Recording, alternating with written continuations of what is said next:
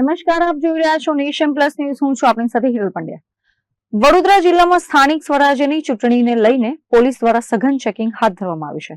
ચૂંટણી પહેલા કોઈ અનિચ્છનીય બનાવ ન બને તે માટે પોલીસ સતર્ક છે. ત્યારે કરજણ તાલુકામાંથી ગેરકાયદે હથિયાર સાથે 2 શખ્સોને ઝડપી પાડવામાં સફળતા મળી છે. ચૂંટણીના માહોલ વચ્ચે અસામાજિક તત્વો પર લગામ કસવા વડોદરા જિલ્લા પોલીસ વડાની સૂચના મુજબ એસઓજી ટીમ પેટ્રોલિંગમાં હતી. આ દરમિયાન બાતમી મળી હતી કે 2 શખ્સો ગેરકાયદે અગ્નિશસ્ત્ર લઈને કુરાલીથી ગણપતપુરા ગામ તરફ જઈ રહ્યા છે. બાતમીના આધારે પોલીસે કુરાલી ગામની સીમમાં ફિલ્ડિંગ ગોઠવી હતી, જ્યાંથી મોબીન મતાભાઈ સિંધી અને અમીન હકીમભાઈ ગજુ નામના 2 શખ્સોને ઝડપી લેવામાં આવ્યા હતા. આ બંને શખ્સો મૂળ રાજસ્થાનના બાડમેર જિલ્લાના વતની છે અને હાલ કરજણ તેમજ શિનોર તાલુકાના ગ્રામ્ય વિસ્તારોમાં રહેતા હતા.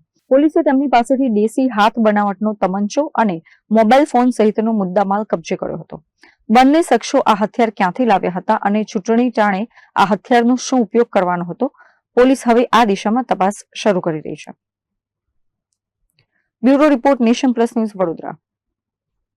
સમાચારોના સતત અપડેટ મેળવવા માટે અમારી નેશન પ્લસ ન્યૂઝની યુટ્યુબ ચેનલને સબસ્ક્રાઇબ કરો, બેલ આઇકન દબાવો અને જોડાયેલા રહો ફેસબુક, ઇન્સ્ટાગ્રામ અને ટ્વિટર પર.